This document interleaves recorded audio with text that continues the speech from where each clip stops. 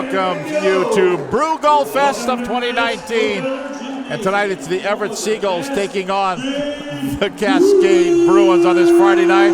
We are at Reg Scadeller Gymnasium on the campus of Cascade High School in South Everett. Tom Lafferty along with Joel Boyer. Thanks for being with us here for Brew Golf Fest. And the Bruins and the Seagulls are set to be introduced here at Cascade. So let's introduce the starters as we go along here with the Seagulls, the visiting team. Their head coach, Bobby Thompson. We heard from him in our first game of the doubleheader. On the girls' side, we'll hear from his sister, who coached in the first game. So brother and sister coaching at Everett High School on the boys and girls basketball side. So we're getting set for Cascade to be introduced as well. Shane Stennison is their head coach.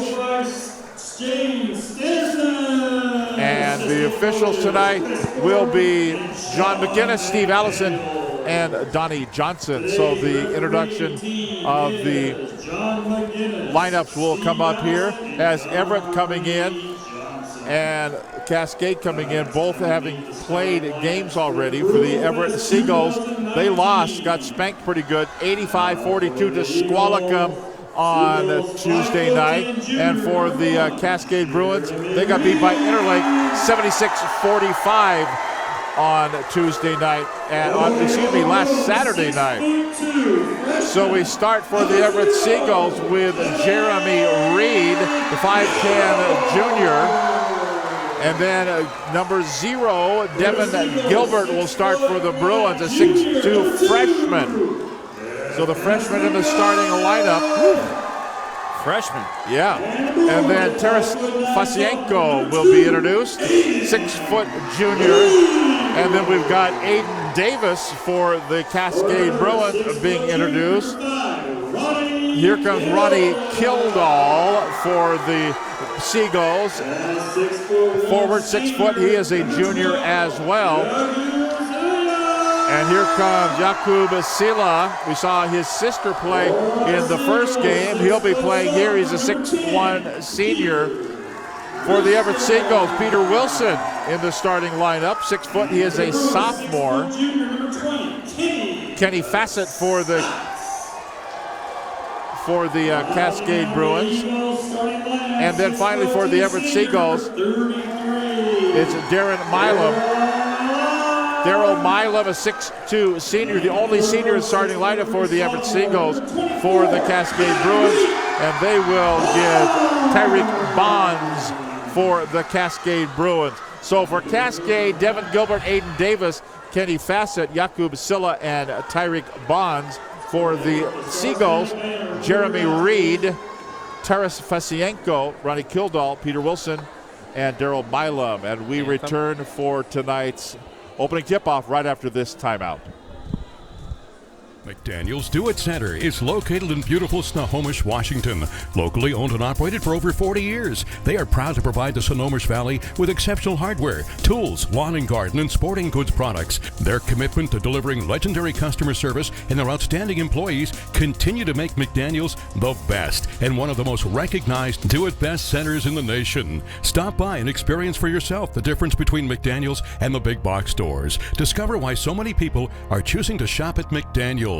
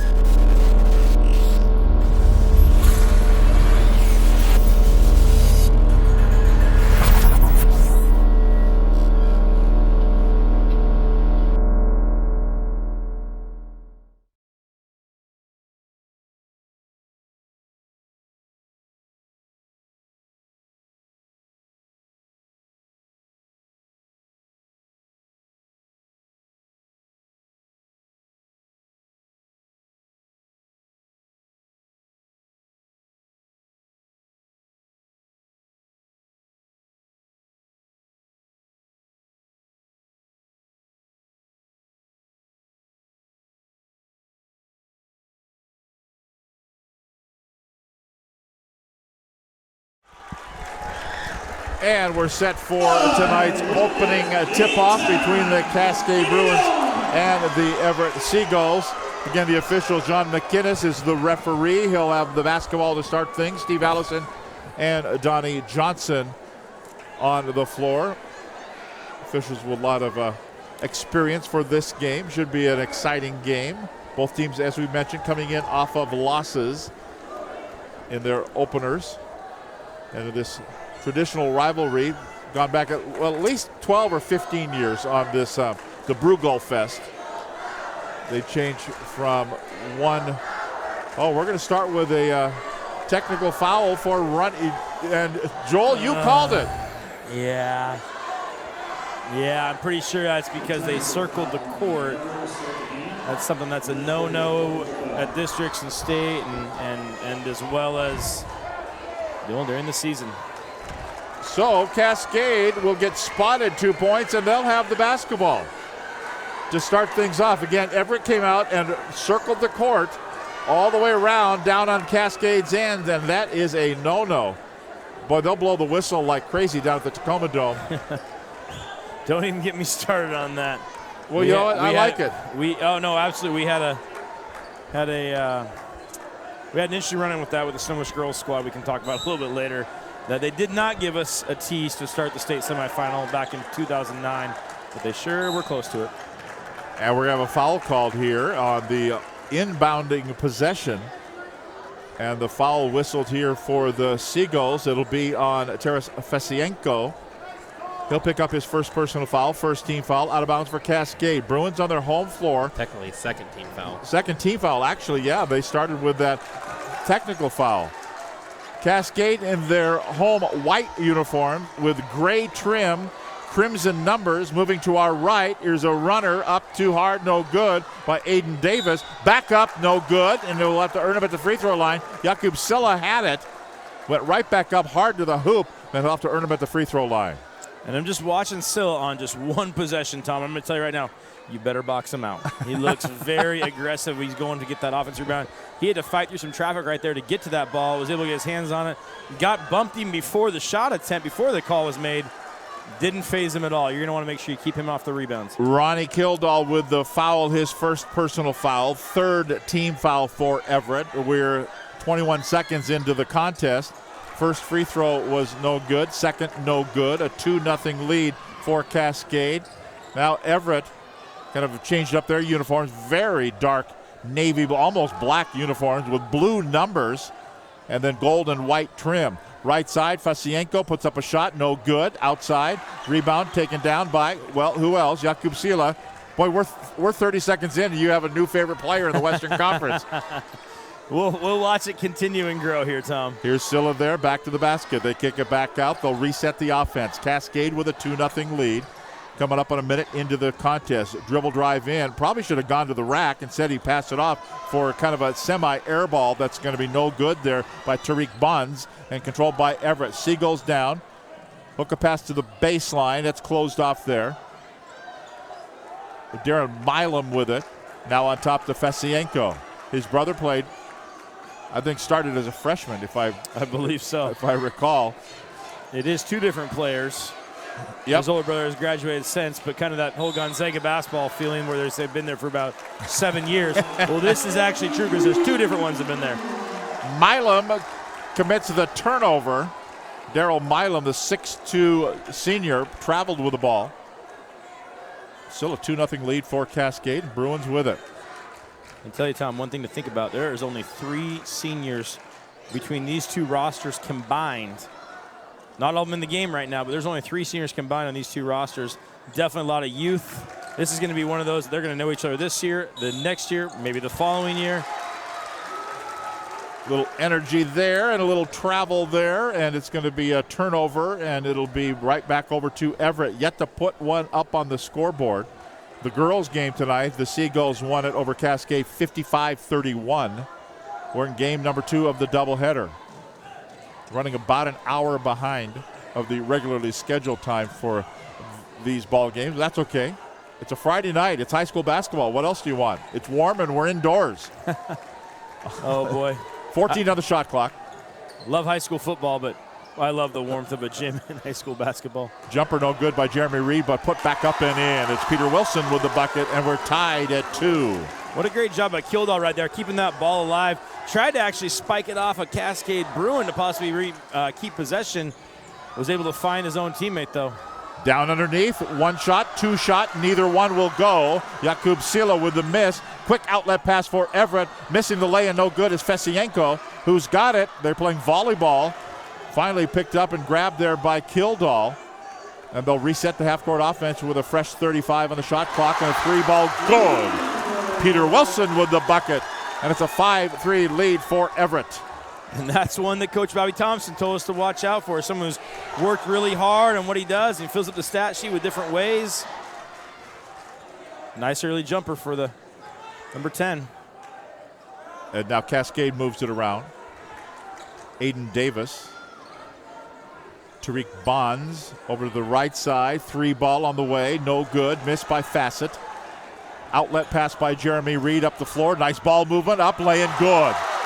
Taras Fasienko, the recipient of a couple of nice passes. Absolutely. In hockey, both those guys get assists on that pass, by the way. Absolutely. And I will be honest, I wish we could do that in basketball because Jeremy Reed spots that up-court pass. Great job pushing it ahead.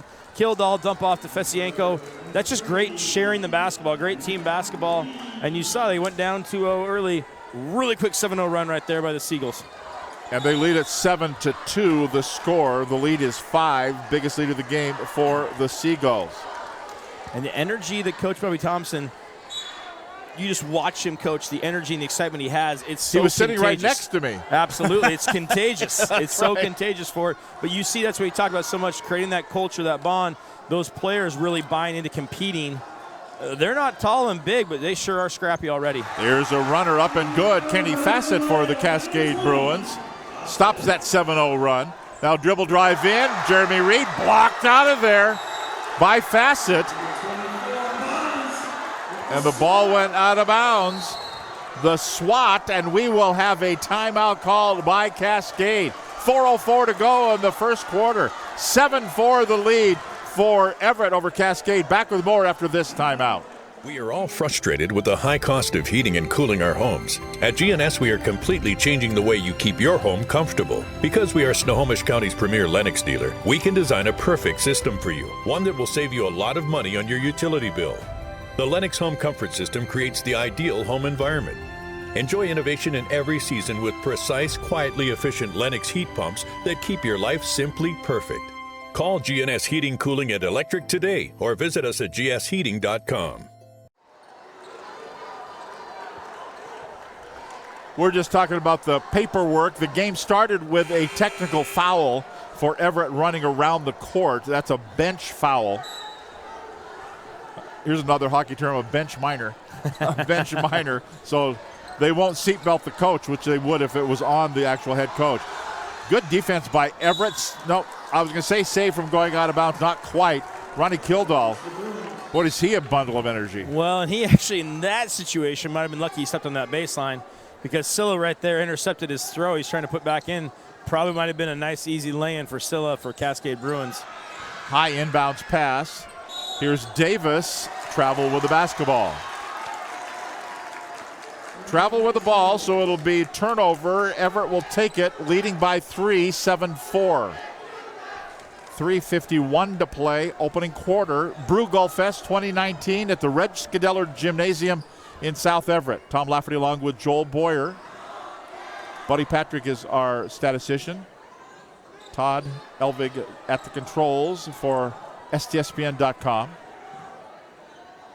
Fasienko. Nice spin move by Fasienko. Puts it up a little. I thought it was going to be too hard, but it rattled nice home. Runner. Yeah. And you can tell he has put a lot of time into his craft, and Coach Bobby Thompson referenced that. He said he has really worked hard at his game, but now he's working even harder at becoming that leader on their team. Shot up is going to be partially blocked there. I think Jamiah Reed will get part of the block there, and then that Scott Stencil will get that pass. He hasn't played in a long time. So it'll be turned over to the Cascade Bruins. A year ago, Cascade in the Wesco 4A, right on the bottom, 0-13 in league play, 3-16 overall. Everett, right on the bottom, 2-11 in league play, and the Wesco 3A, 3-16 overall as well. So these two teams just looking to right the ship, looking to, here's a travel call. And just string together a couple of wins. Absolutely, absolutely. And that's the thing. When you start a new year, you start a new you have a new identity. You're saying 0-0. You're not the old team that you had the year before. You might have a lot of the same players, but it's really that culture you build. Because we interviewed him, you hear Bobby Thompson talking about that culture they really tried to work on from day one about always competing. Turnaround by Fesienko won't go. Ball goes out of bounds. Everett will retain possession in front court with a fresh 35 on the shot clock. You know what I wanted to ask Bobby Thompson was, do his kids know that he can dunk like nobody's business still at his age? I bet you they do know. I bet they might know. Corner jumper 3. Good. Bang for Jameer Reed. The 5'9 sophomore buries it. Up the floor, Cascade, maybe ill-advised, but it worked out. They're going to have it in front court as Everett was the last to touch it. And we'll have sub here. Andrew Hicks will check in for the Seagulls. And Ronnie Kildall will have a seat.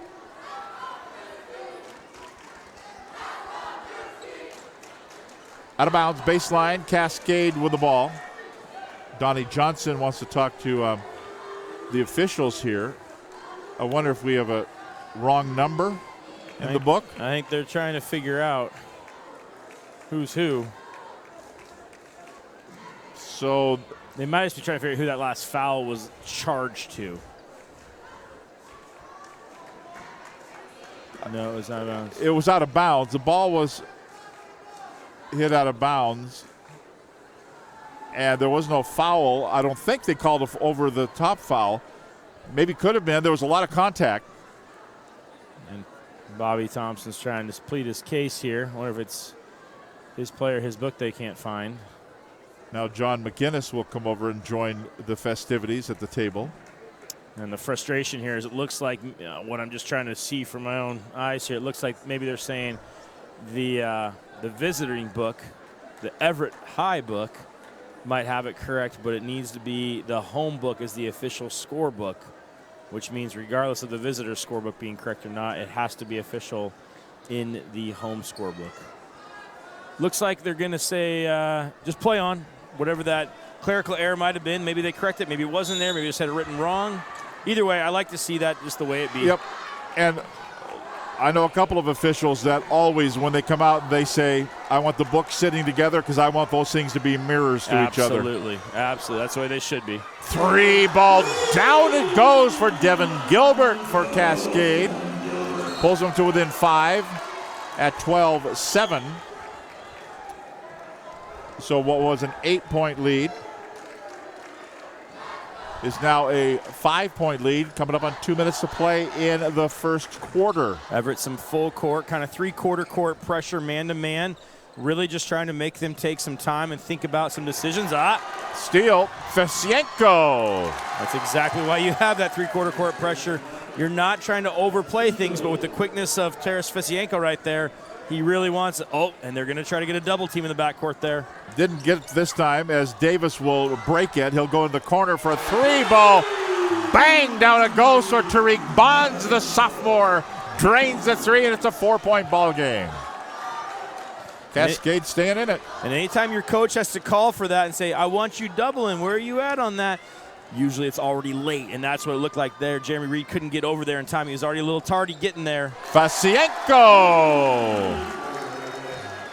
He's got 9 points in the ball game, 9 of the 17, with coming up on a minute to play in the quarter. Davis, the point guard. Oh, he goes head over heel. Holy smokes.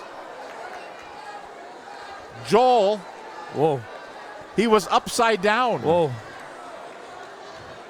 He stuck the landing, though. I'll give you that. Jeez. I'm pretty sure we're going to get a replay of that from Todd Elvig. I'm sure he's going to be looping that for us to watch. The best part about that we can be excited to see that replay is that he is completely fine on his feet, going to shoot his 2 free throws No injuries, but oh boy, that was exciting. Here it is. He goes up, and he is upside down. That somersault in the air is not really the way they draw it up too often. Wow. He's probably a little shooken up right now. He hit those 2 free throws to start the game with that tee that we didn't have a jump ball. We started the game off that way, but that one rattled for him. Hicks is called for the foul, his first personal foul, 4th team foul. Davis misses both free throws. If you were upside down in the middle of the basketball floor, you'd miss a couple of free throws too. There's a good chance. Shot of the way, no good by Fesienko. Thought he could get another one, wouldn't go. And it's going to be Cascade turning it over. And it'll be Everett Seagull basketball. 49.6 to go. Fesienko. Kildall. Hicks down low. Milam out top side. 3 ball. Go. Will not go. Offside board. Oh, taken away from Tariq Bonds. Back into Fesienko. Rifles a pass to the baseline. They can't go it up for it for Jameer Reed. Great movement. Great vision right there by Fesienko to see that underneath. It looked like Bobby Thomas was wanting to pull that ball out. It looked like it would be 1 second differential on the shot clock. But when Fesienko sees that beautiful look right there, he's like, Coach, I got this one. Silla picks up the foul. That's his first personal foul. First team foul.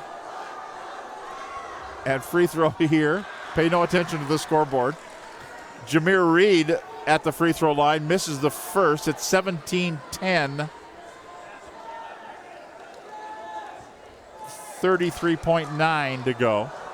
It's hard to have 3 personal fouls, which they put up on the board there when they only have 1 team foul. Buddy Patrick just said in my ears, and that's pretty good math right there by Buddy Patrick. They're called lane violation here, so it will be Cascade Bruin basketball. They've got 6, Everett has 6 turnovers, but they lead at 17-10. And you see him putting that full court pressure on. This one's not quite that, well, a little bit that 3-quarter court, but look for him to try to double team when they can. Kind of that run and jump. Pushing foul from behind. Cameron Schwartz.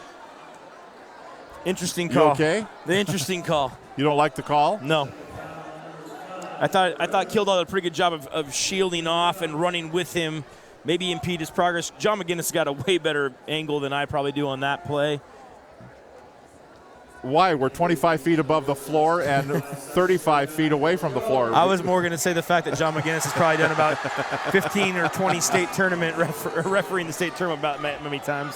Aiden Davis with the bucket at 17-12. Fesienko, Milam. Getting low on that game down clock. To 5, down to 4, down to 3. Fesienko, the runner, back out for a 3 on the way. No.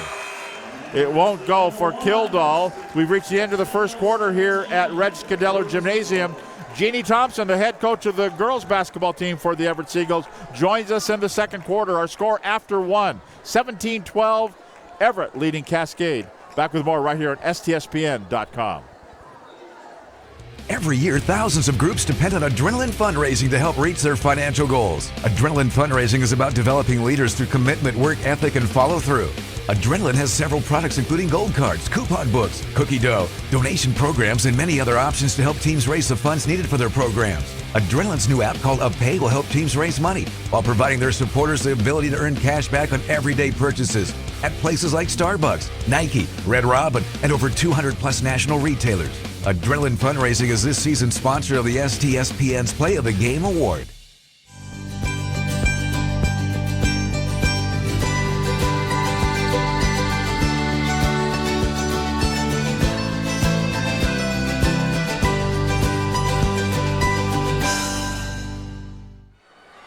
And we welcome you back to Brugal Fest here at Cascade High School. Tom Lafferty along with Joel Boyer, pleased to be joined by the head girls basketball coach, Jeannie Thompson of the Everett Seagulls. My first question from that first quarter of the boys game, have you ever been upside down on the floor like Davis was for Cascade a little while ago? Thankfully, no. Thankfully, no. So we're back underway. Well, people will be watching the game. We'll be chatting here. Nice backdoor lob. Everett with it.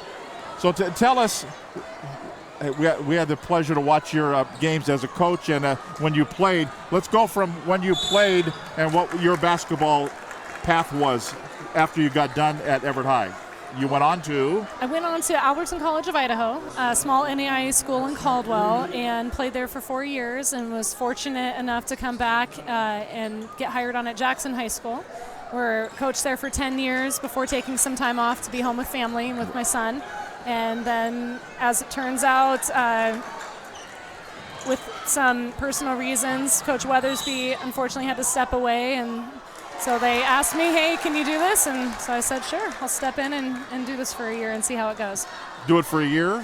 I'm just taking things 1 year at a time right now. I'm pacing myself. I wasn't planning on head coaching again, but I have a wonderful group of kids and an awesome staff, so it was a great situation to be in. Talk about your staff, because I know you see a couple of coaches that have been around for a while. Yeah, absolutely. I knew going into this, working out a building, that if we were going to do it well, you needed to have an in-building coach that had experience, and there wasn't anybody better than John Lowe. So thankfully he said, yes, I'm on board, let's do this, and we started off on this adventure together. We're joined by Alex Barashkov, who's just a perennial sports fan. He's a head baseball coach. He's coached many, many football teams, and so to bring in his energy and sports knowledge has been a great addition. Well, John Lowe, I've known his mom. I knew his grandma way back in Snohomish in the old days. So John Lowe has been around a while. This is the way Everett is. We know how Everett is. So. Well, talk about some of your players. They were fun to watch tonight. You may not have as much energy as your brother, but your team plays with a lot of energy. Thankfully, they cover the energy for me, so I don't have to get quite as excited. But we have a really, really talented group of girls. They're young, they're learning, but they're willing to be pushed, and that's what's been the exciting part so far. And give us some names. We did the game, but let's hear some names from the coach. Well, we do have point guard leadership. It's nice to have 2 point guards out on the floor. Farrah Parrish and Ella Sylvester are doing a wonderful job, especially being only sophomore and junior. To be building their leadership skills has been instrumental for our team. But I'm excited for some of the other kids that are coming up. Emma Larson continues to do great things. Lily Thompson, thankfully, is stepping up and wanting to take a leadership role on offense and is rebounding really well. And then Junior Parrish, our freshman, has just surprised us and has brought so much energy to our team that she elevates the level of practice every single day. Now, is this the first time that you've coached a relative? Absolutely. No, I actually coached both of my nieces for 1 season when they were each in 5th and 6th grade. Okay. And that's kind of how I got roped back into the Everett mix. They did the family guilt trip, and my brother's very good at peer pressure, so he got me back into the coaching arena. Well, and we asked Bobby when he was on with us in the first game, can you think of a time, has anybody said to you, oh yeah, so-and-so, brother and sister coaching the same sport at the same school at the same time? I honestly can't think of a situation. I know that we're both very blessed. We're each other's biggest fan. We love each other, obviously, with all our hearts. So you can't design a better scenario to get to spend family time in a gym with our family, being around the sport we love. So. Well, and right down here this is the family section right here, right? This is the family section. We have moms and dads and uncles and aunts and cousins, and yeah, everybody's here showing their love for the family tonight. It's a 19-12 score with the Everett Seagulls with the lead over Cascade here in the boys' game of Brugel Fest. Talk about when you played in high school, your coaches there. Talk about some of the coaches along the way that have kind of mentored you from way back when you played. Absolutely. Joe Levine, hands down, was the most influential mentor that I had. We call her Snohomish County Sports Hall of Fame member Joe Levine. That is the one and the same. I know that without Joe's leadership and just her caring way that she coached and managed her teams and just showed that type of respect towards me as an athlete and player, I know I wouldn't be where I am today. I wanted to emulate her. I wanted to get into teaching and coaching because of the experience I had with her as my coach. And she's still doing that. She's still giving back to this community and is still that influential part of the Everett High School and culture. Then how about college? Who did you? I played for Todd Corman. He was probably one of the most brilliant coaches I've been around. He ran our program much like a D1 in that he pushed us to levels, of course, that we didn't know we could go to. I learned so much from him, though, and that shaped, the different defenses I run, the different offenses I run, and I try to run my program similar to how he did when I was there in college. 19-12 the score. It remains. Deep shot. Ooh, that's a 3-ball up and good by Kenny Fassett. So talk about the type of team what's your vision of how the Seagulls are going to play? Well, I absolutely love defense, so our number one focus is to just play tough half-court defense. By the way, we noticed. Well, when you're small and you don't have that dominant inside post presence, you got to be able to get up and put some ball pressure. So I'm really thankful that the girls are buying into that and they're giving that energy and that effort. We'll continue to work to make our offense better and better, but we're hoping that defense will help us win some ball games this year. And you guys are a young team. I mean, this is something that you were around them last year. You were as the JV coach, but talk about kind of having that young team. You get to kind of put your fingerprints on it as a varsity coach now. Before being a JV coach, obviously you had a part of that, but now that it's really a lot of those decisions are yours, but you have that youthful team. Talk about kind of the maturity as they come from young to now they're getting older. Well, right now I know that this has been a challenge for him. We're definitely teaching a lot, putting in lots of plays, putting in lots of skill sets and breakdown drills, and I know that mentally it's been challenging for him. We've definitely had practices that have been tough and that have been challenging, but these girls want to learn, they want to get better, and they compete, and that's been the nicest thing, that as young players that they're willing to be coached and they want to learn. Well, Farrah Parrish was our player of the game, and we talked to her after the game a little while ago, and I said, what's tougher, games or practice? She said, practice. Well, I was hoping that would be her answer, so that's a good thing. she's doing good. No, the kids, we run a lot of full court drills. I honestly don't have kids run lines hardly ever. That's not my coaching style. I'd rather have them get conditioned with the ball in their hand, doing basketball-type plays. But we're going minute to minute, and with my coaching staff, we're able to push them to hopefully different levels that they haven't been pushed to before.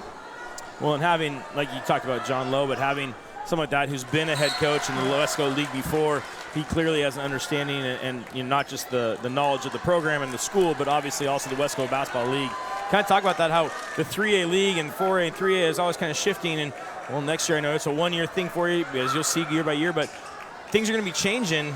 Does that affect your thought process for this season as you look at different scheduling? And we talked with your brother about there's not a home-and-home thing. You play everybody once. Yeah, the scheduling part right now with such a young team, we're going to be scouting just for informational purposes, but we're just going to go into every game right now trying to do what we do best and take care of our business to the best that we can and not worry about overloading the kids with, this play that the other teams run. To try to keep it as simple as possible and get better at our stuff, I think is going to be critical because our league is tough. There is some very talented teams, some very talented players, and the coaches in our league are phenomenal. So I know we're going to have our hands full once we start league play. Well, I was going to mention that. You talked about there's some quality coaches in that Wesco 3A. Absolutely. Starting in Snohomish and with Ken Roberts, and you go up to Arlington with Joe Marsh. Mm-hmm. I mean, there's some good coaches that have had success all the way to Tacoma many, many, many times. Many, many times. And thankfully I have coached against each of them and know enough about them and their style. So even though having 5 years off, 6 years off, do have some familiarity. But having John and his expertise on the bench, it's critical. And hopefully moving forward as we dive into league play, that might give us an advantage being new coaching staff that other new coaching staffs might not have. But now this is the first time that you've been a head coach, but not in the building, right? Is that a different vibe for you? It's very difficult. It's like our goal setting sessions. I'm used to doing all that stuff out of my classroom. You leave the gym, you go to your classroom, and you do all those team building things. And to be coming from Sequoia High School, where I am now, my schedule is completely different. And so we structure our study times and our chalk talk rooms. And John and Alex are the ones running it. So that part for me has been very difficult, but I know the kids are in great hands. Now talk about your brother being the coach of the boys team. Were you? Was he first, and then came in second? He was first, yes. Okay. He got hired sometime last spring, I believe, and he just has so much energy and so much passion. Everything that Bobby has done since he was a little boy, if he's doing it, he's going 150%. He doesn't do anything halfway, and this program could not be luckier to have someone like him who's willing to dive that intense into the project. This is Milam going in as Cascade's sticking with him, down by 5, coming up on 3 minutes to play here in the first half. So when we watch the Everett Seagulls girls team, what do we need to know? What are the things we need to know? What do you want to project to people that are coming out to see your games? I mean, let's talk about support tonight. This is great. Well, the Everett High community is so unique. You have people that have lived in the community their entire lives. They go to college, they come back, they raise their families here. So the community support that has always been here has been tremendous for our girls, and it just helps to build our community within our team. My goal for the girls this year is to teach them how to be that competitive athlete all the time, to bring that want and desire to every practice, to every game, and to always try to be a better version of themselves. And hopefully if we can instill that on the basketball court, that will carry over into their lives as they one day graduate and move on. Now, Don James, when he was coach of the Huskies, every year, 1st of September, would write a number and put it in his desk of how many wins they would have or what their record would be. Are you worried about record at all? No, I'm honestly not. It's one of those, again, our league is tough, and we know we're going to be in some battles where we're probably going to lose a couple close games. Hopefully we'll win a couple close games. At the end of the season, our girls haven't had a lot of playoff experience. Our ultimate goal would be to make the district playoffs, and if we are fortunate enough to get in, then maybe we can surprise a team or two and get a victory and take the program back to that level of competition where they haven't been for a few years. Well, and Joel and I have done so many games at the state level and districts and things. Really the goal, we've always talked about it, play 21 games. Now, if 22 is a bonus, and 23, that's great. And 27, that's, then you're in Tacoma. Play a 21st game. Absolutely. In fact, we talk about it with football. If you're worried about football practice and how the kids are going to have Thanksgiving, that's a good thing. Absolutely. Because that means you're still in the playoffs at Thanksgiving time. Well, and a lot of that just has to do with a winning mentality. And being young, we know we're going to lose some games that, our inexperience most likely will show. But then to learn from those moments and to keep pushing forward. And as they continue to have success and learn in those moments, hopefully, if not this year, in the next year or so after, they'll know how to win and they can keep extending into the postseason.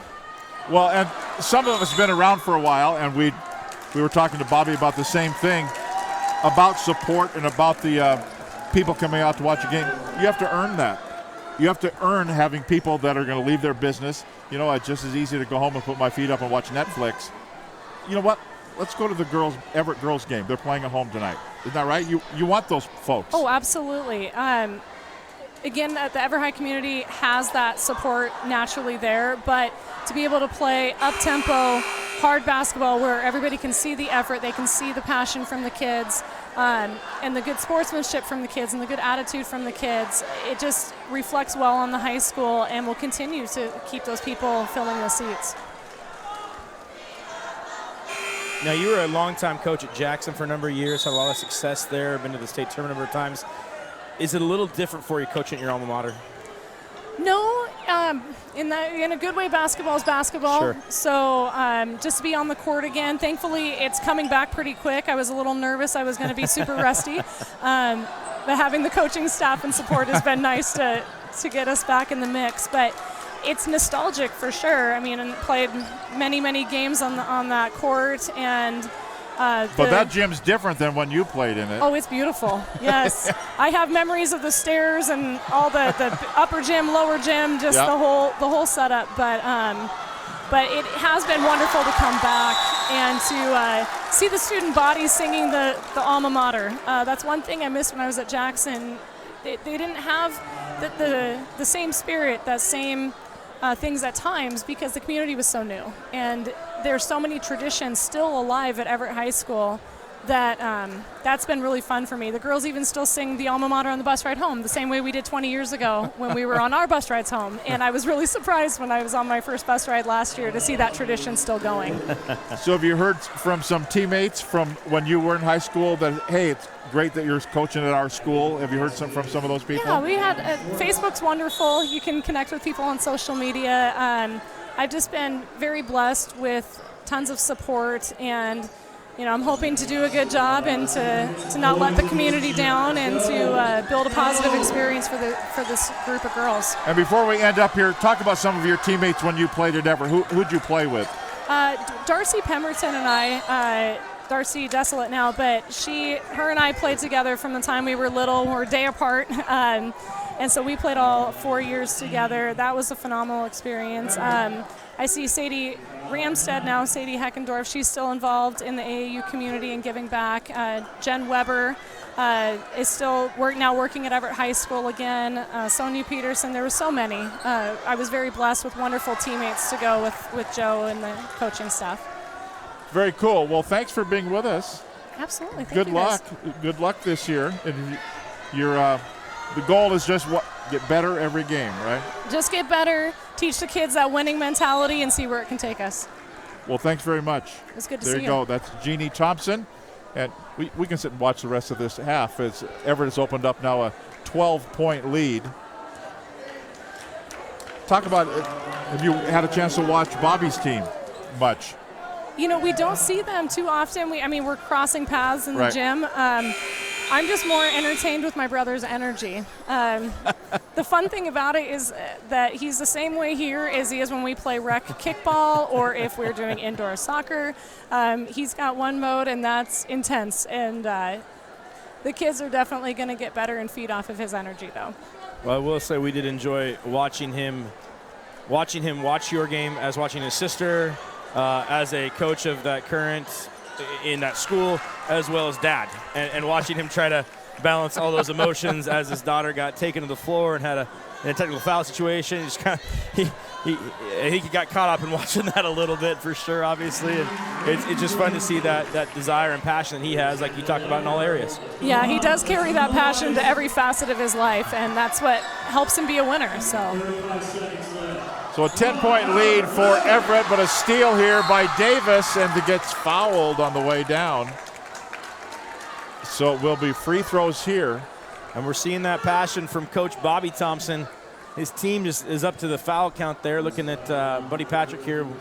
Curious to see what the team fouls actually are. It's more than 10, we know. Is that the 10th right there? That's the 10th, okay. Yeah, your game, I think there were 12 fouls in the first half of the third quarter. First 4 minutes of the third quarter. 12 total fouls. Holy smokes.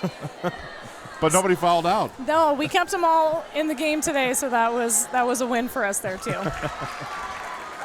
So 31 seconds to go in the first half, and the lead is 8 for Everett. And they can play for one final shot. That's some noise. Let's go. Louder. Coach, you want a 3 here, or do you want a 2? Work it down. I'd like to attack the basket if possible. See if you can get an easy shot at the rim or even at the free throw line. Ball's out of bounds. I don't think that was either option that we had given her right there. I think my brother would want that possession back if possible. Yeah. Well, flip those tables. 13.2 right now for the Cascade Bruins. Let's see if they can get something, take it back a little momentum at the end of the half here. Aiden Davis, he's a sophomore. The point runs down, puts it, won't go. Fouled on the way down. I've been impressed by that Davis kid, by the number 2 here. As a sophomore. Well, when you're starting a sophomore at point guard and a freshman at shooting guard, you know you're young, but look at these guys holding into this game. And there's similar programs, Tom, when you start looking at the height that Bobby Thompson was telling us about, that he wished it was a 6' and under Wesco League, that he would feel much more confident in that. But looking at Cascade, their tallest player at 6'3", and a couple 6-footers as well. So these teams are kind of size-wise matched up pretty evenly. So the lead.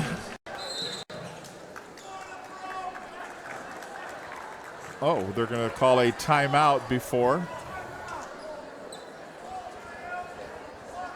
So I'm guessing, well, we were talking about the family section down here, Jeannie. Mom's pretty proud, I'm guessing. She's definitely proud. She gets nervous, though. I think she was a little surprised to see how intense Bobby is down there. She's like, I think I've ignored that side of him for a long time. She's wondering if he's going to be able to make it through the season without, maybe overdoing it a little bit. But no, our family has always been a wonderful support system for us, from high school all the way through. Except he went a long way from here to go to college. He did. My college team went and played at the University of Fort Kent in Maine my junior year, I believe. And after he heard about that place, he looked it up and said, why not? Let's go see if I can play there. And so we did. Wow. We didn't get that part of the story, no, did we? No.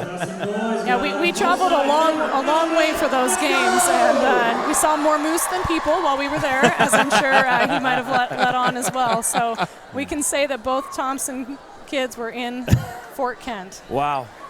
I don't know if a lot of people in the Pacific Northwest can say they've been in Fort Kent, much as two family members. Oh, Davis had the steal, but was standing on the out-of-bounds line. Same play. Same play. Now you just got to inbounds on the sideline.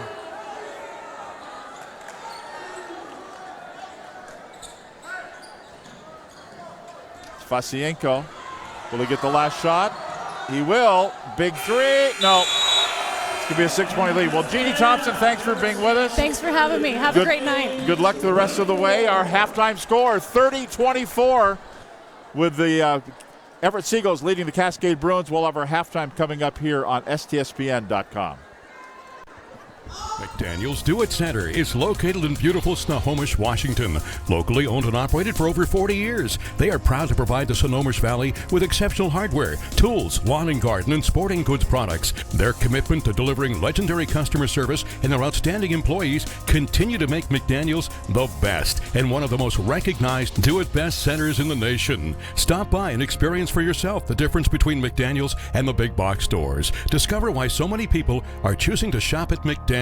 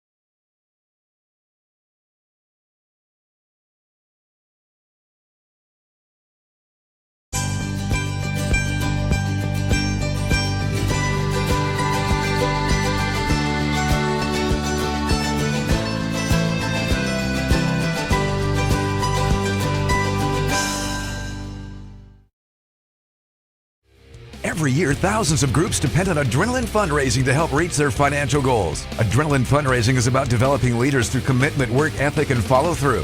Adrenaline has several products including gold cards, coupon books, cookie dough, donation programs, and many other options to help teams raise the funds needed for their programs. Adrenaline's new app called UpPay will help teams raise money while providing their supporters the ability to earn cash back on everyday purchases at places like Starbucks, Nike, Red Robin, and over 200 plus national retailers. Adrenaline Fundraising is this season's sponsor of the STSPN's Play of the Game Award.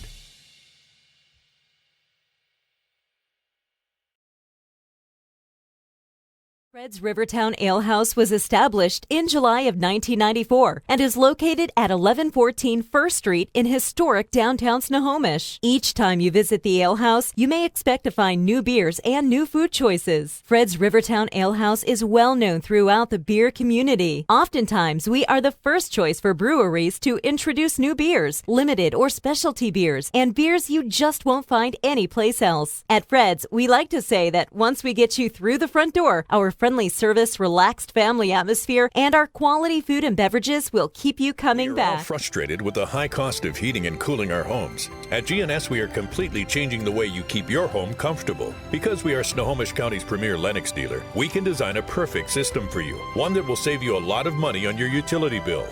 The Lennox Home Comfort System creates the ideal home environment. Enjoy innovation in every season with precise, quietly efficient Lennox heat pumps that keep your life simply perfect. Call GNS Heating, Cooling, and Electric today or visit us at gsheating.com.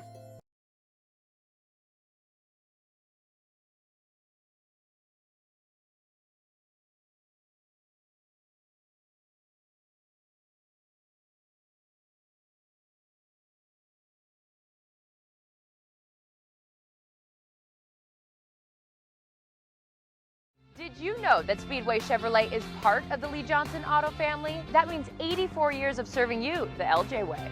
Need a truck? We have the perfect truck to fit your needs. Half tons, 1 ton, 2-wheel drives, and 4-wheel drives. Our finance specialists are here to help you, whether you have good credit or bad credit.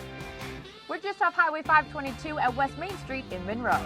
Lee Johnson Auto Family, the LJ way.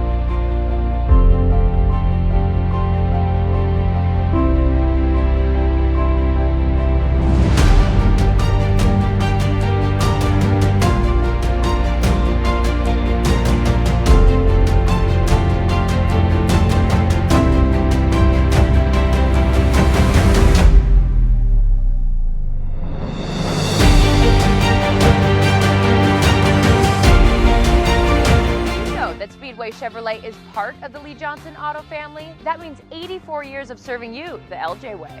Need a truck? We have the perfect truck to fit your needs. Half tons, 1 ton, 2-wheel drives, and 4-wheel drives. Our finance specialists are here to help you, whether you have good credit or bad credit. We're just off Highway 522 at West Main Street in Monroe. Lee Johnson Auto Family, the LJ way.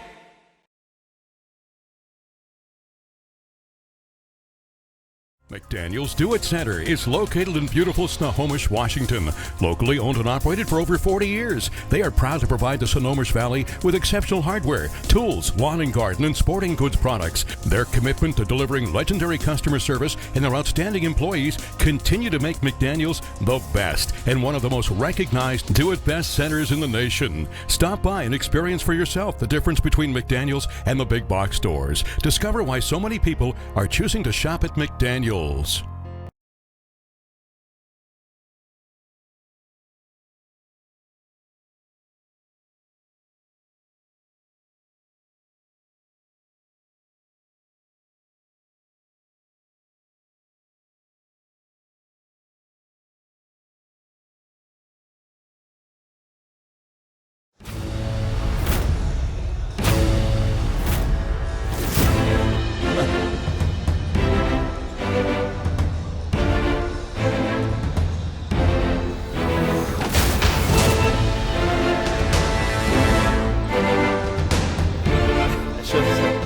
Talking about those. I thought her name was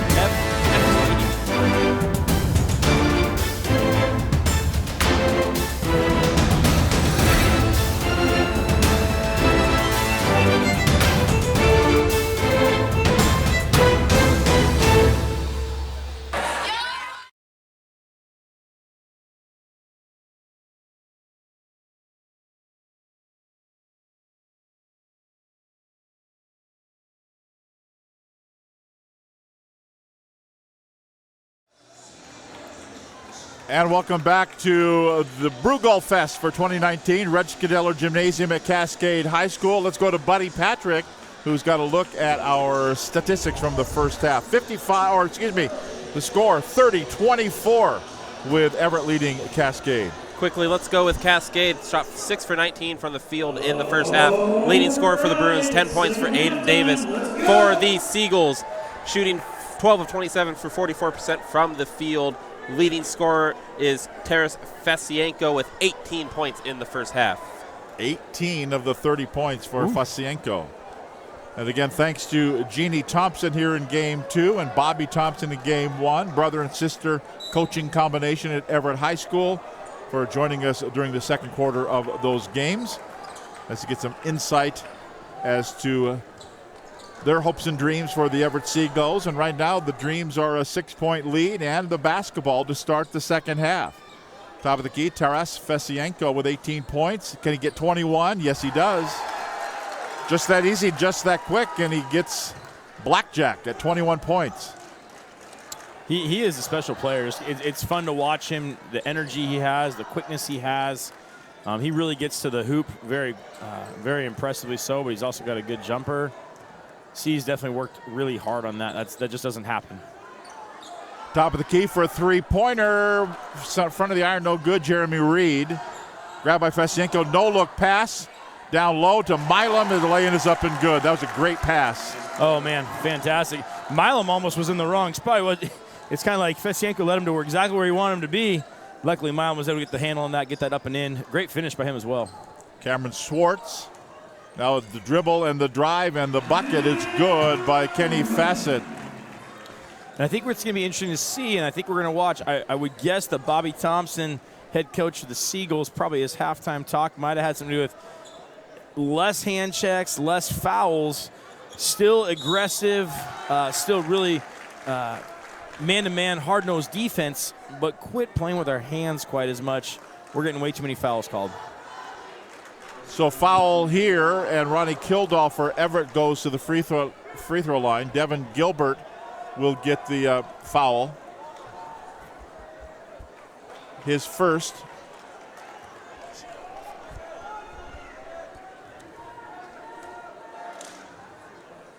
Next free throw is good. And it's a 10-point lead. Biggest lead of the game for the Seagulls, 36-26. This is little run and jump, half court trap almost. Davis, front of the iron, no good. Rebound, Kildall. Fasienko, no one to pass to, so he says, I'll just take this one, boys, and he doesn't go. Ball goes out of bounds. And it'll go right back to Cascade. And those are the tough ones right there when you start to have when you just had the ball, their defense drops off. You don't really have any rhythm to that, and all of a sudden trying to get that off. Shot on the way, up no good. Second one no good. Another one coming up here for Jakub Silla. Missed the first one, gets another one coming up.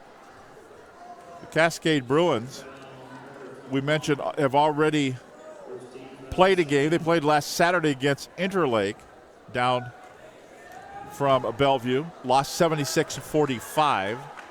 This is Silla at the free throw line. They will play on Monday at home here against Highline. The Pirates will be here. And then Wednesday at Shorewood. And a week from tonight, Friday the 13th, home here against the Snohomish Panthers. Then they'll open up league play with before Christmas games with Glacier Peak and Mariner. There's a runner by Fesienko, won't go. Silla goes in, reverse lay-in. Nice move right there. And that's someone that they had on the bench in that first half with those 3 fouls. Buddy Patrick was that correct. Silla with those 3 fouls. He wasn't really able to showcase that, and I think that's probably something that was definitely missing. Kind of a cog they're used to having. Oh, boy, Silla almost got his 4th foul right there. Underneath, Fesienko, no. Gets his own rebound, one of the shortest guys on the floor. The hook shot, no good. He traveled. Got 21 points and a handful of rebounds and assists and no-look passes. Absolutely. And he's angry at himself because he traveled with the ball. And that's that winning mentality, that competitor that Thompson's really trying to breed into these guys. And he says he's the leader. He's the one he's turning to have that philosophy of being hard-nosed and tough-minded. I'll tell you what, that was a nice move right there by Aiden Davis. He was trapped on the sideline, pushed the ball forward, went back and got it, went down, no-look underhand pass for a bucket on the other end. I'll tell you, I'm impressed with that sophomore. I know. He is impressive to me, and you can tell he's not a big player, slight, but very quick, good with his hands, willing to put his nose in there. We got a player on the floor. That's Cameron Swartz. Donnie Allison. Steve Allison. Steve Allison, the official. Donnie Allison was a race car driver. 3rd personal foul on Reed. 2nd team foul. John McInnes and Donnie Johnson also out there. Yeah, not Donnie Allison. Donnie Johnson. Here's Fesienko with the steal, the bucket, and one.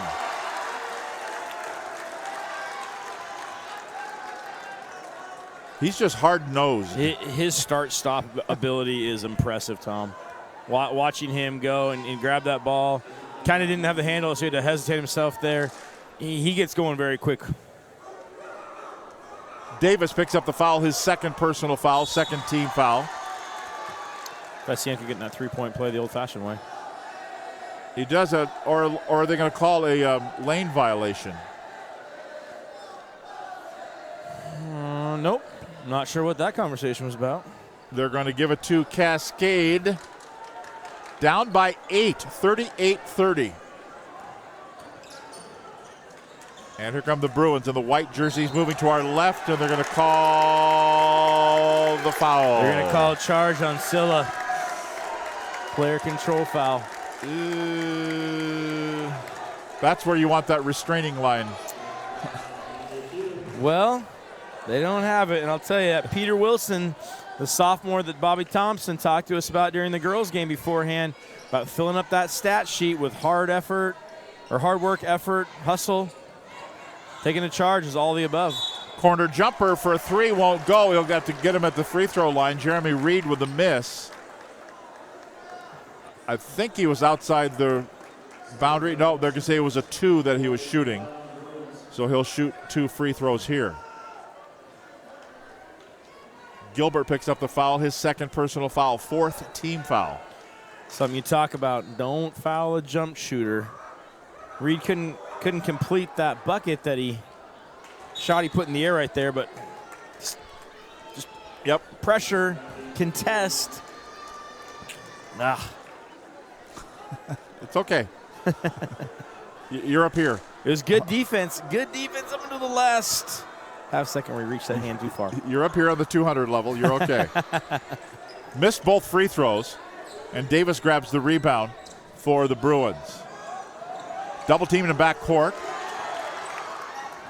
The steal. The miss. Couldn't get it to go. Ronnie Kildall just goes, you got to be kidding me.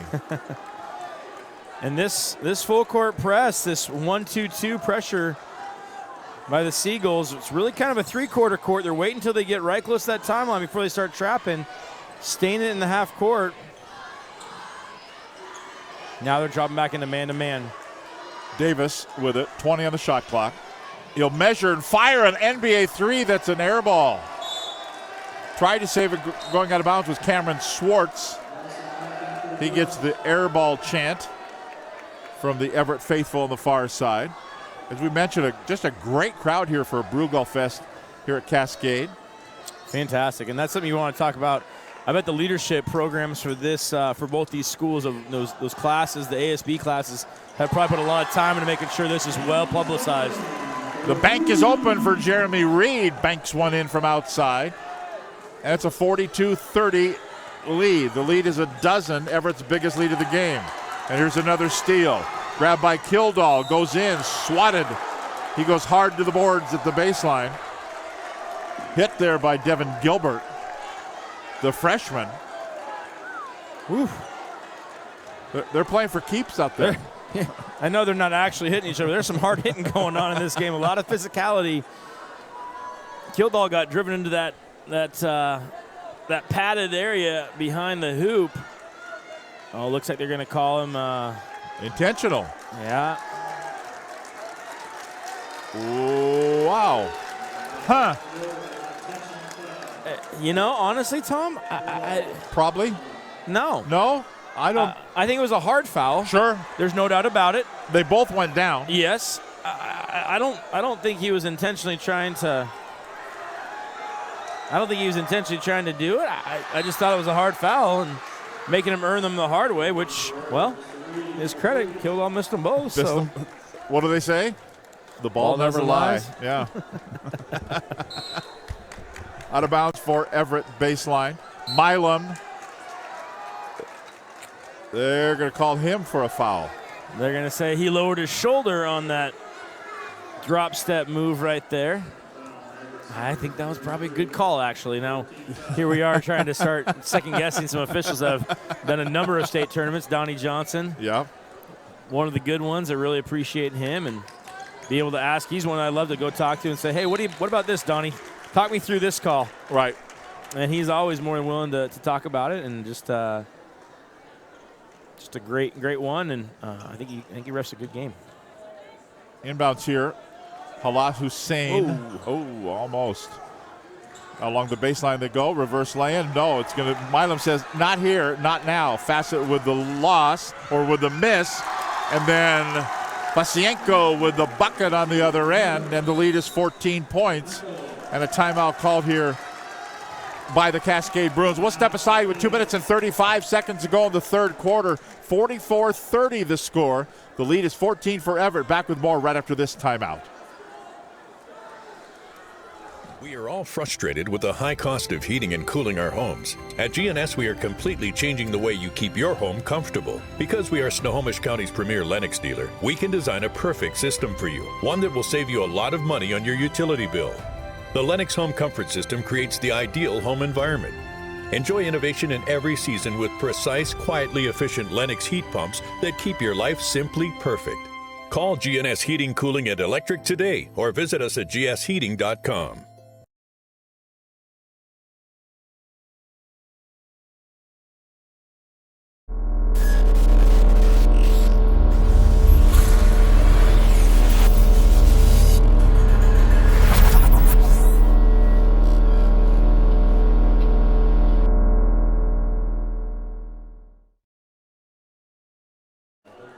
And we're at Brugal Fest for 2019.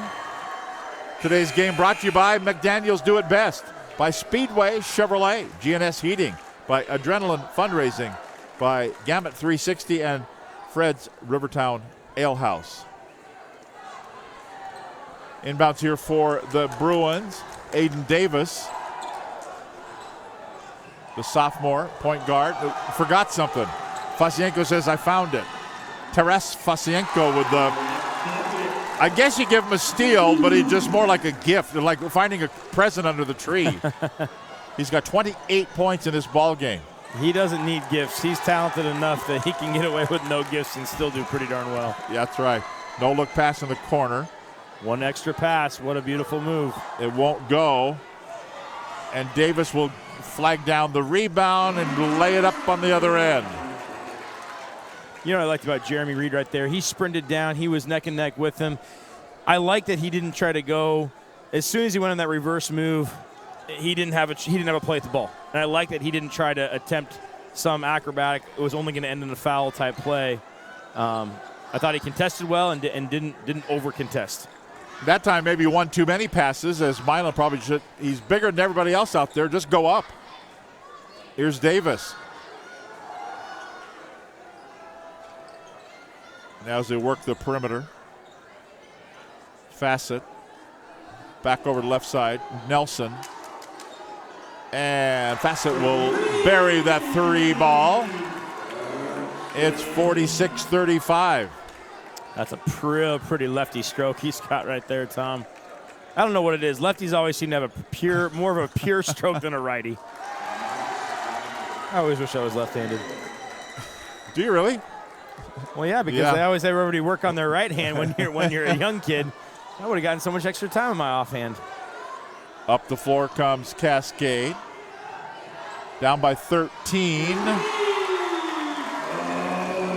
But Davis will answer and make it a 10-point ball game. Little 6-0 run right there by the Bruins.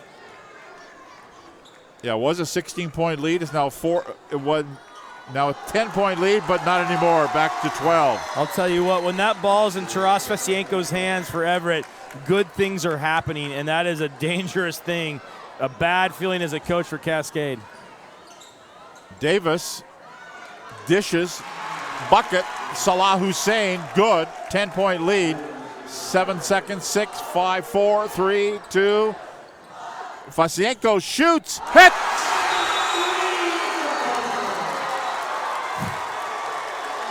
There's your exclamation point on an outstanding night for Taras Fasienko. Still with a quarter to go in the lead for our player of the game, by the way. He's got how many?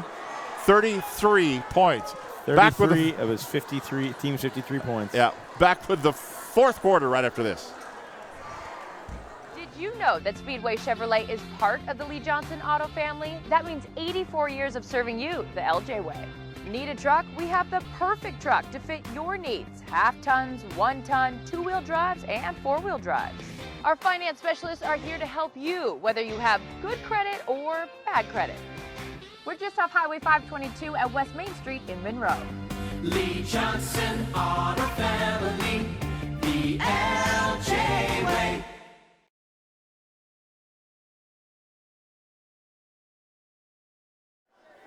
Here at Brugal Fest, the Red Scadeller Gymnasium and the campus of Cascade High School on Casino Road in South Everett. Tom Lafferty along with Joel Boyer. Buddy Patrick is our statistician. Todd Elvig and his crew down to our left, keeping us on the air, keeping us running tonight on a late night. 9:43. The whole day kind of ran about an hour behind. So here we go. We'll take a look at the numbers from that quarter in just a moment as Cascade with the basketball to start the final quarter. Down by 13. I would think you got to make a run here. They'll start there with Facet with the bucket. Cascade can't afford to get down by 16 or 18. No, Tom, and you've heard me say it so many times. It starts with those mini runs, that score, stop, score, or that stop, score, stop. Well, right there, Cascade's done 2 of the 3 so far. They scored. They got a stop right there. Empty possession for Everett. See if they can't put this one down. Runner by Facet, rims out, no good. Rebound, Reed. Jeremy Reed with the rebound. And here comes Everett again. Taras Fesienko, long outside three. I'm thinking maybe you use a little more time. And I don't know if Bobby Thompson said that exact thing to Taras Fesienko. I think his coach probably reminded him, yeah, you're hot right now and you're hitting a lot of great shots. Continue to wait for it to be a great shot coming to you. Don't just try to hunt for a mediocre shot. The lead is 11. We're a minute into the fourth quarter. Aiden Davis with the basketball. Finds Miles Fabre. Let's take a look at the numbers from the third quarter, buddy. The Cascade Bruins shot 7 for 11 from the field. Everett 9 for 15 from the field. Leading scorers so far, 15 points for Aiden Davis of Cascade, 33 points for Fesienko for Everett. Long outside shot won't go, but Fassett follows, puts it up. A couple of tough luck shots he's had in this quarter that just rattled out. Underneath, tough defense though. They were looking for a travel. Then the Jeremy Reed misses, and Cascade will grab the rebound. Tell you what, Cascade's tough nose too. They're not shying away. Absolutely not. Cameron Schwartz, feed at the corner. Fassett goes in, off balance, blocking foul call. And as you mentioned, Joel, count them up. 3 seniors on these two teams combined. Absolutely. I mean, you're looking at a lot of players getting a lot of experience who are sophomores and juniors and even a freshman for the Bruins. The experience is just invaluable. Halas Hulain and Jakub Sila for Cascade, they're only 2 seniors. Daryl Milam, the only senior for Bobby Thompson's Everett Seagulls.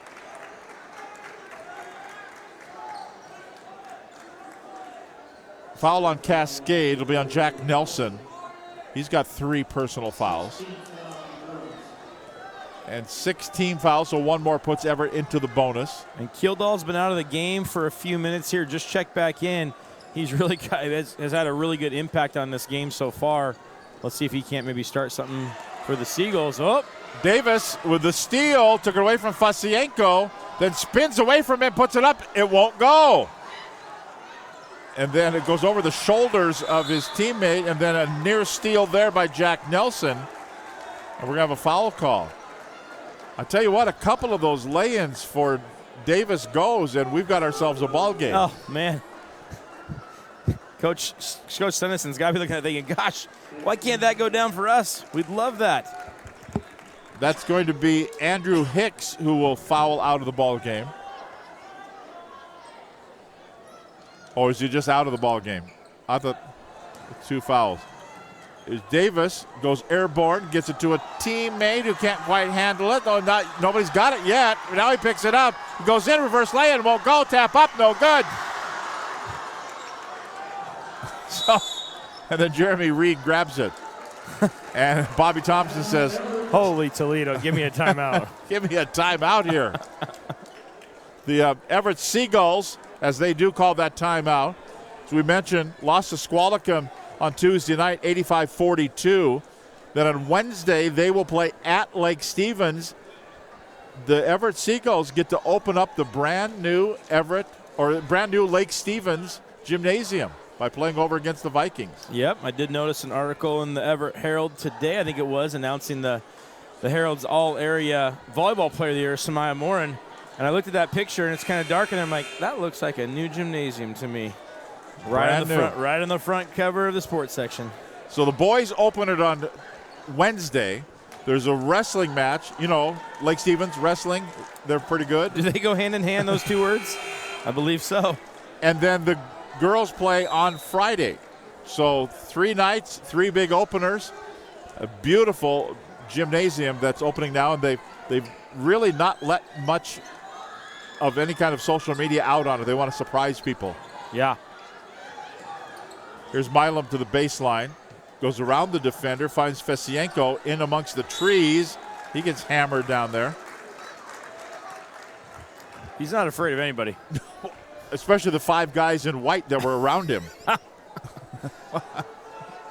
He was surrounded there. And he's at the free throw line. You can tell he spent some time in the weight room and things like that, that he's worked hard at his game and worked hard at his physical fitness, you can tell. And there's a reason he doesn't have a whole lot of fear. First free throw good. The foul was on Nelson. His third, the 7th team foul. So in the bonus here, the rest of the way will be Everett. Pasienko with a couple of free throws there. He's got 35 points.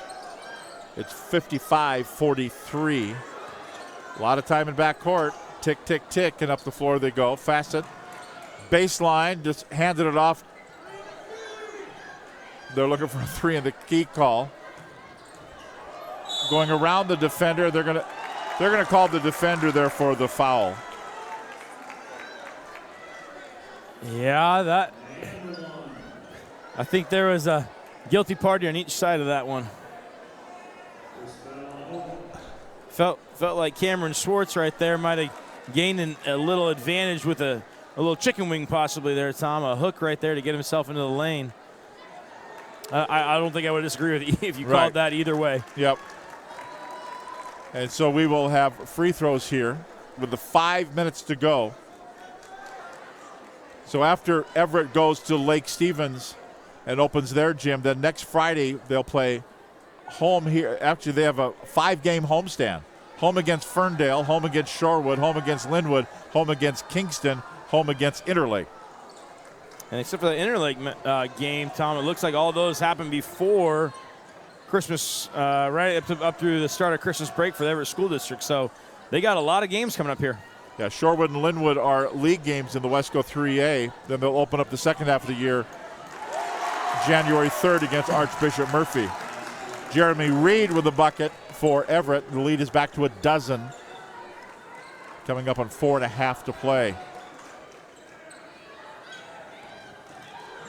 Here's looking for the dunk, couldn't do it. Jakub Silla back up, won't go. That's Cameron Schwartz grabs it. He's on the floor. They're kind of pushing and shoving on each other. Ronnie Kildall's in the middle of that one.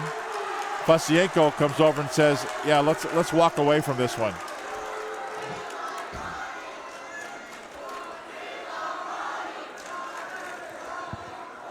They're going to call Kildall with the foul. And he had a 2-point takedown, too. Absolutely. So, speaking of wrestling. And for Kildall, that's his 4th personal. And Cameron Schwartz at the line.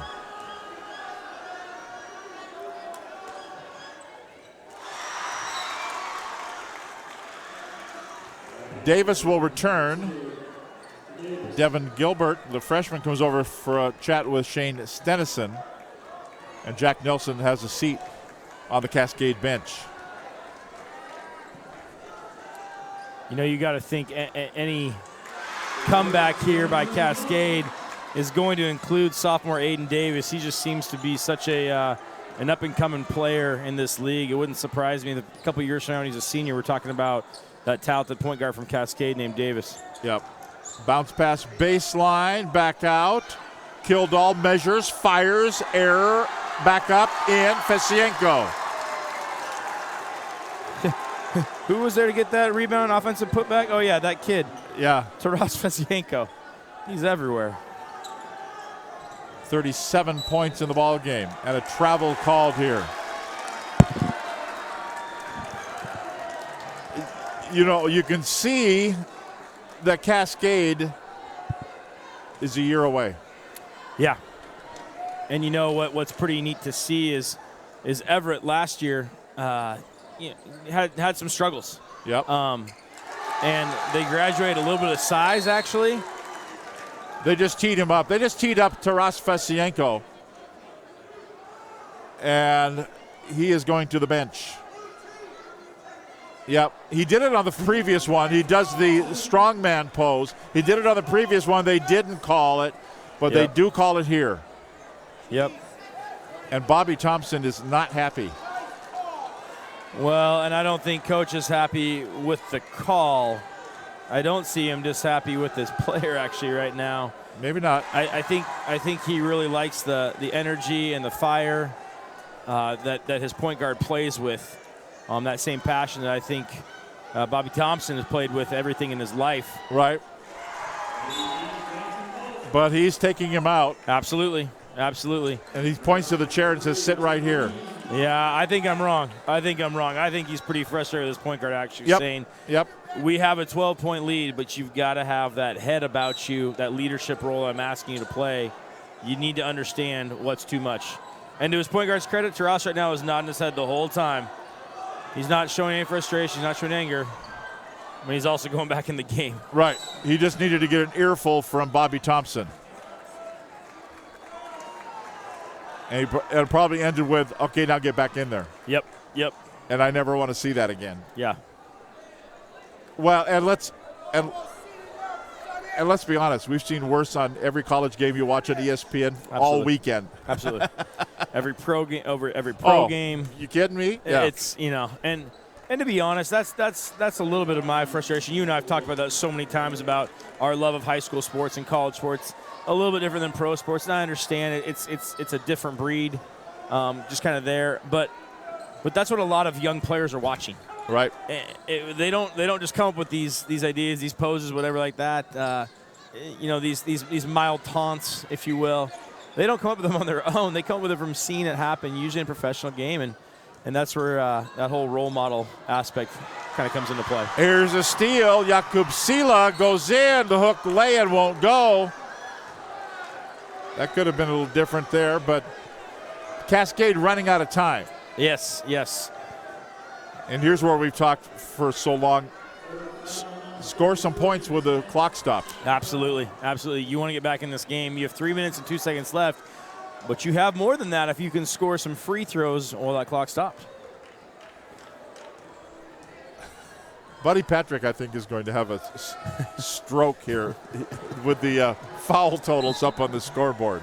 Well, unfortunately, I think our scoreboard crew might not have reset it after the girls' game potentially, and that's why there's some weird numbers totaled up with fouls and.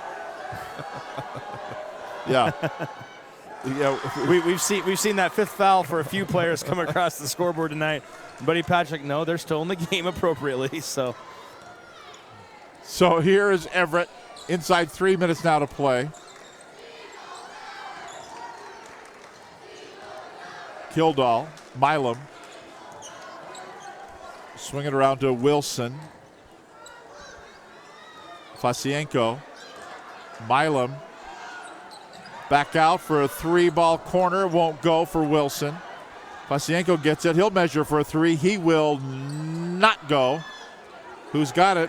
Back to Wilson again. Back out to Fasienko. Looks, no looks, then passes. Corner, 3, no. Fasienko goes in and gets the rebound. 2 players to the deck. Fasienko is one of them, and Jakub Sila is one of them.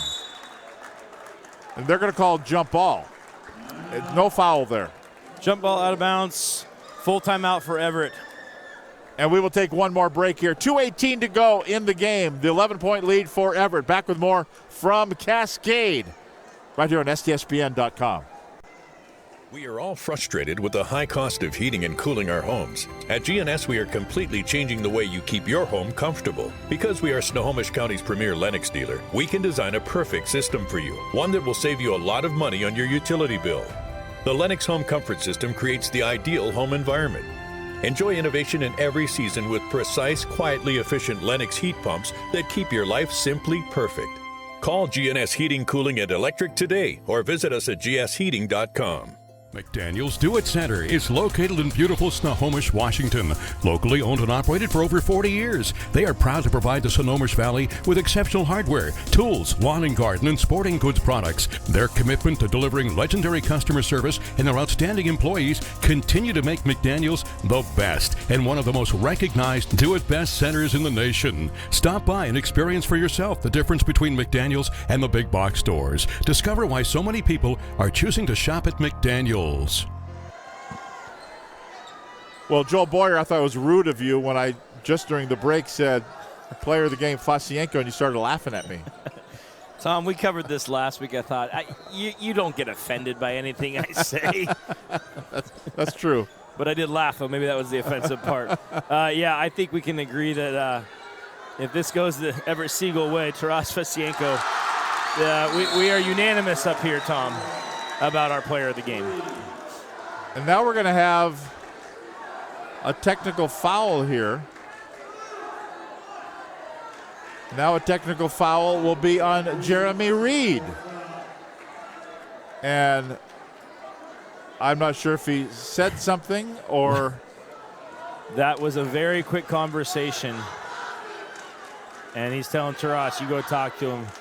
But Coach Bobby Thompson called Donnie Johnson, the referee, over and said, I could read his up, say, what did he say? What did he do? Yeah. And Donnie Johnson said about 2 words, and Bobby Thompson nodded his head in disgust of clearly whatever it was.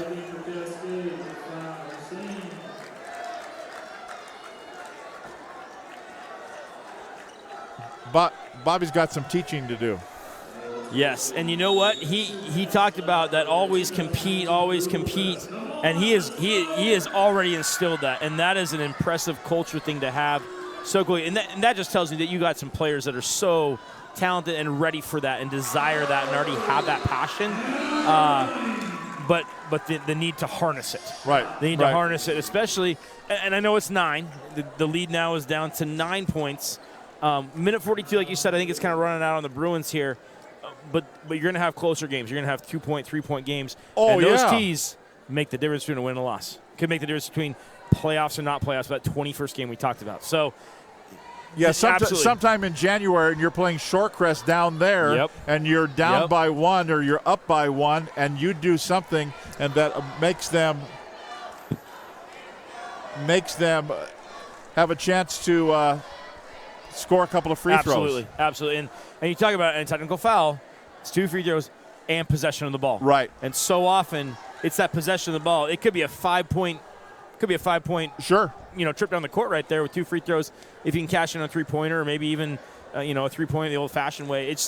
Those things. It's that passion that you need to harness and understand. In close games, we have to have control of our actions. And again, we're talking about young players. We're talking about 15-year-olds, 16-year-olds, maybe some 17-year-olds. They're jacked up. This is Brew Goal Fest. I mean, you have the huge student sections, a lot going on tonight. Yeah, they're pretty jacked up with that, and that's awesome to see. But Bobby Thompson's going to have to make sure to rein those guys in. Right. Here we go. Inbounds here. Full court pressure by Cascade. They lose the ball. Taken by Hussein. Laying good. It's 7 points the lead. Still full court pressure. Kildall, Fasienko, back to Kildall again. Dribbling in, I think, well, they're going to call a foul. Donnie Johnson's here on the near side, calls a foul. No, actually, I think it was John McGinnis, and he got that same time there. Good call, right call. So Kildall will be at the free throw line. Davis picks up the foul. We think it's his 3rd. Kildall misses the free throw. Minute 20 to go. It's a 7-point lead. Full court pressure now by Everett. The ball goes out of bounds. Last touch by Everett. Yep, right off Jeremy Reed's knee right there. Good piece of officiating. 27 seconds on the shot clock. A minute 15 to go in the game. Full court pressure by Everett. Sub in now. Jack Nelson comes in for Cascade. Hussein will go to the bench. I'm guessing a good passer. Okay, here comes Davis.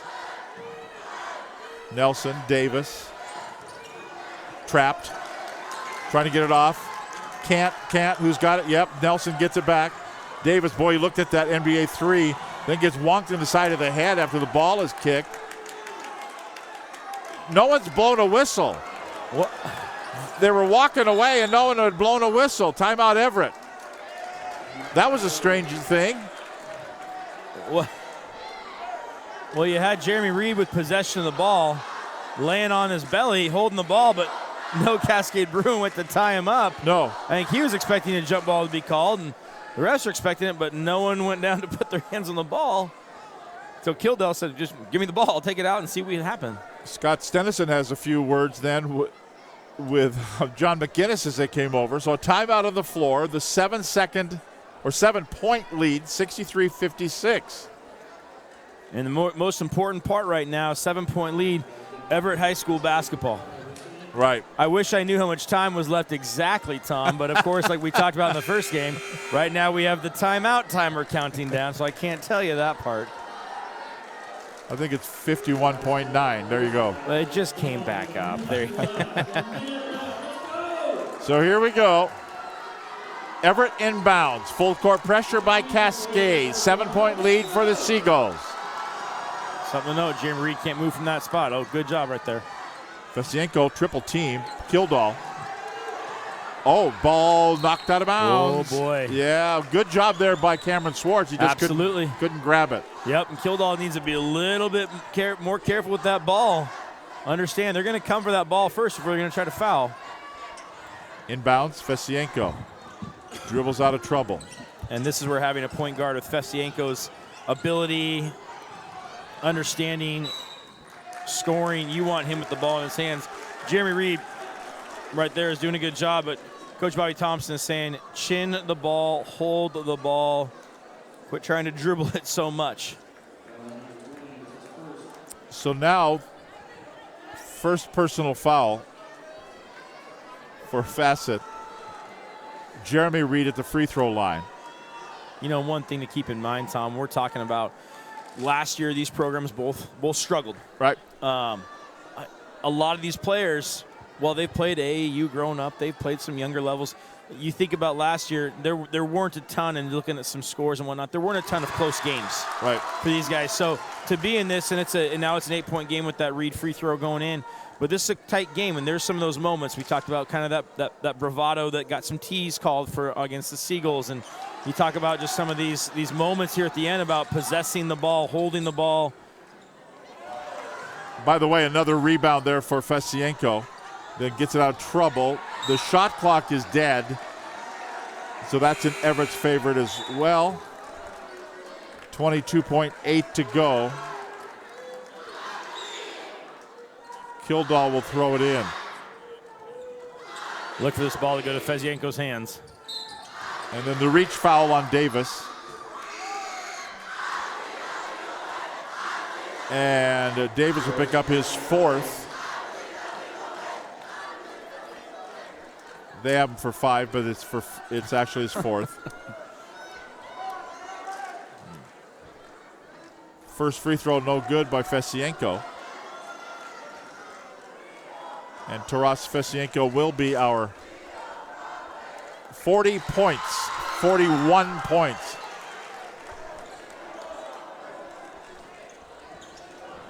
I'll tell you what. That's a lot of points. That's a lot of points. We saw John Brockman score 55 at Stanwood. We saw Ryan Appleby score 48. 41 points is a lot of points in 32 minutes. You know, honestly, Tom, I've watched a lot of basketball. You've seen even more than I have.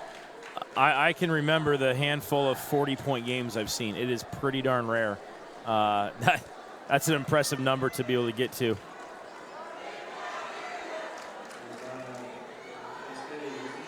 Yeah, wow. You know, you think about it. And that's junior Taras Vasienko. 6-foot junior for Everett Seagulls.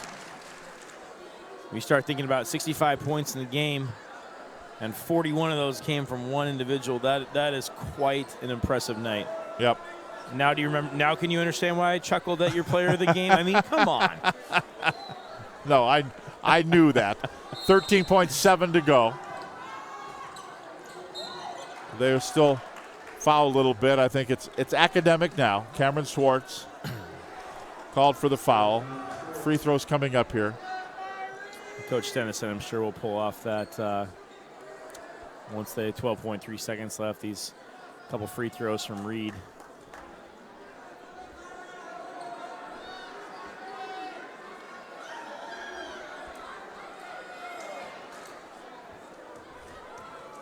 So Jameer Reed at the line.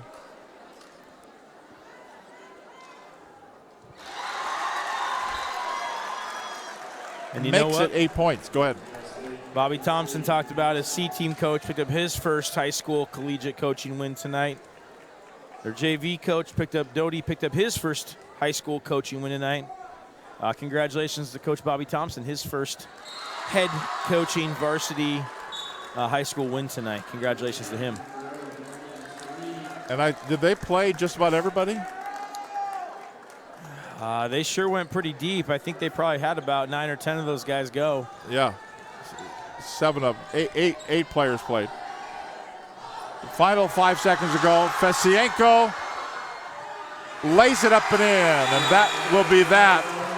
And the final score, the Everett Seagulls 69 and the Cascade Bruins 58. And that will mean a sweep for the Everett Seagulls. On the girls' side, Everett wins at 55-31. In the nightcap, Everett 69, Cascade 58.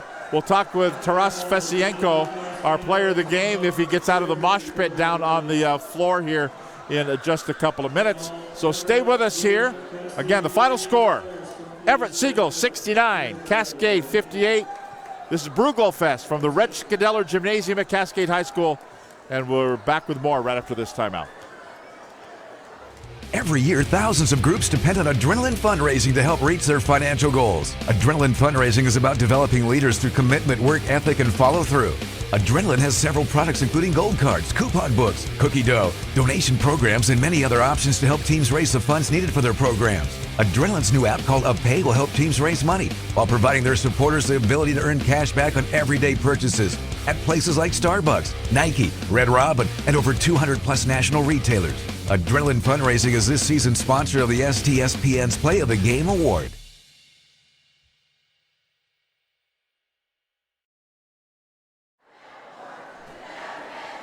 And welcome back here to Cascade High School. Everett High doing their traditional circle the court here at Cascade, but Joel, sometimes these things don't end well, but you know what?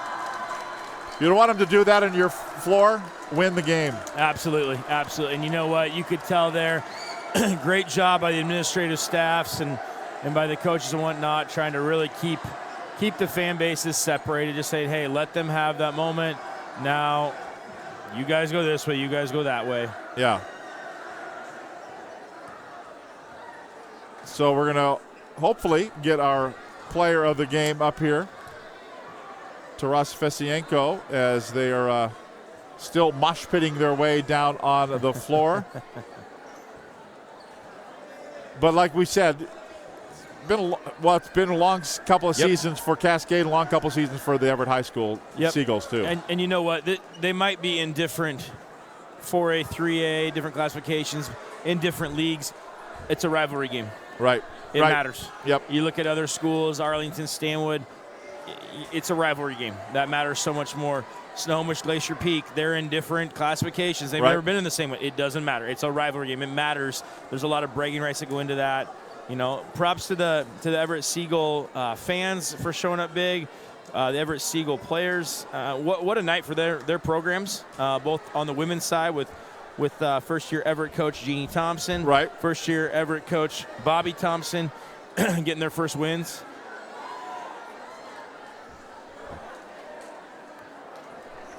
So our player of the game is still down on the floor. I don't think the cord of my headset stretches down there, unfortunately. He's getting a few hugs and handshakes from a number of people there. He's right there in the center of the floor.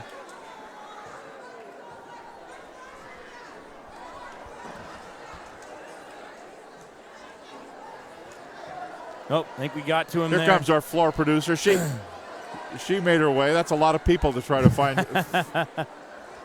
I'm always surprised that NFL coaches can find each other at the end of games. Well, you notice they each get someone to start waving something around. I understand. I understand. Yeah. And that's when they keep the fans in the stands. Right. These fans don't get to stay in the stands. They come all the way out there. So Taras Fesienko is making his way up. We're on the mezzanine level here above the floor. Great view, great place to watch a game here at Cascade High School. Absolutely. And Buddy Patrick, was that a confirmation on 41 points? Is that 43. correct? 43 points. Joel, good to meet you. Nice to meet you. We got our player of the game here. Taras Fesienko joins us here. Are you tired yet? No, I can play a whole nother quarter. Could you? Yeah. Could you? Yep. Okay, can we start with the bad first? Let's talk about the tee. The tee, I mean, it was emotions. I should have never done it. I did it the play before, and I was feeling myself. I should have never done it. But, I mean, learn from your mistakes, I guess. Tee should have never happened, but that's okay. It happens. Well, hey, we talked to your coach about this earlier. He's got a little passion himself, so he'll be understanding of that. Yeah. He chewed me out after it, but yeah. He put you back in though. Yeah. No, I thought he handled that well. I thought you handled that well as well. Yeah. Talk about, I mean, the Brugal Fest, all the emotions and whatnot. Just watching your guys as a student body circle the court there and do that tradition that you guys have had for years. Talk about what that means to you guys in this rivalry. I mean, we've lost the past 2-3 years, I think. And everybody, I'm walking around school, everybody's saying, please get this one, please get this one. My teammate, Daryl Hooks, it's his senior year. He's the only senior on the team. I want to get this one for him. Talk about that guy, number 5 over here. Ronnie, he's like our garbage man. He picks up everything. He has. You just call him. He just called you garbage, by the way. he picks up the scraps. He hustles. He's our best hustler. He probably leads the team in rebounds. He has good rotations. He's probably our best rotation player. I mean, he's a great teammate. So the thing that we let off with the T, but can we talk about the positive now? Joe, sure. 43 points. School record, I think. That's pretty impressive. Yes, we sir. were just talking about the number of points that we've seen, number of time we had 40-point games. Did you feel like you were hitting like that today? Did you feel that, or you knew you were hitting, you knew you were doing well, you had no idea where you're at? I had no idea where I was at, but my jump shot, I felt like my jump shot was off. I know I can shoot way better than that. If I shot well, I probably could have had 60, honestly. But it's not my goal to score. It's my goal to win. So sure. Everybody's always saying, "Oh, you're gonna drop 30 tonight." I say, I just want to win. I always want to know from a guy that, when you got out of the car, did you feel like, hey, this is gonna be a pretty good night, or did you feel it during warm up? When do you kind of think like, okay, it's gonna work tonight? I mean, I wasn't really feeling it. I was really hungry. I had no food at my house, but Ronnie's mom actually got me some peanut butter and jelly sandwiches. So I'm gonna say it's his mom's fault that I scored 43, I guess. Hey, we give her credit, though, right? Ronnie, we need peanut butter and jelly sandwiches from Mom every game now. Every single game. Absolutely. Definitely. Glad we got that figured out. Well, Taras Fesienko, congratulations. You're a player of the game. We're going to get a picture with you. We're going to give you a shirt. Hold that up there. We'll get a... Should I take the headset off? Oh, sure. Oh, okay. Yeah. That is Taras Fesienko, our player of the game. We'll get our big heads out of the way so he can be get a photo here. And good job. Thanks very much. Congrats. You nice bet. Shot, man. There you go. 43 points. The two teammates are hugging it out on here, and they are done, and they are ready to go home, and we are ready to go home. But let's take a look at the quick look at the numbers as we head out of here on this Friday night. Cascade 17 for 41 from the field, 5 for 12 from three-point range. Leading scorer for the Bruins, Aiden Davis with 21 points. For Everett, 26 for 54 from the field, 48%. Leading scorer, our player of the game, Taras Fesienko with 43 points. You know what, Joel Boyer, one last thing. I like the way Aiden Davis plays. Oh, man. I really like the way. I was really impressed by his composure throughout the game. Tight game throughout, but, I think he's one we're going to be looking at. And scoring aside so much in what we talk about, oftentimes you say that I like that player that maybe doesn't score a ton of points. You know, I have no problem with Taras's effort tonight whatsoever. But really watching that, specifically that point guard, the ball's in your hands. The decision-making is yours to do. You're the extension of the coach on the floor. I really like what we saw from him tonight. That young sophomore, only second game of the season. It'd be fun to watch in the rest of the season, but also next year and the year after that. So thanks again to Bobby and Jeannie Thompson for joining us during our broadcast tonight. For Joel Boyer, Buddy Patrick, Todd Elvig, Sarah Elvig, I'm Tom Lafferty. Again, the final scores. The Everett Seagulls sweep Brugal Fest on the varsity side. Everett 55, Cascade 31 on the girls. And for the boys, it was Everett 69, Cascade 58. Good night from Cascade High School.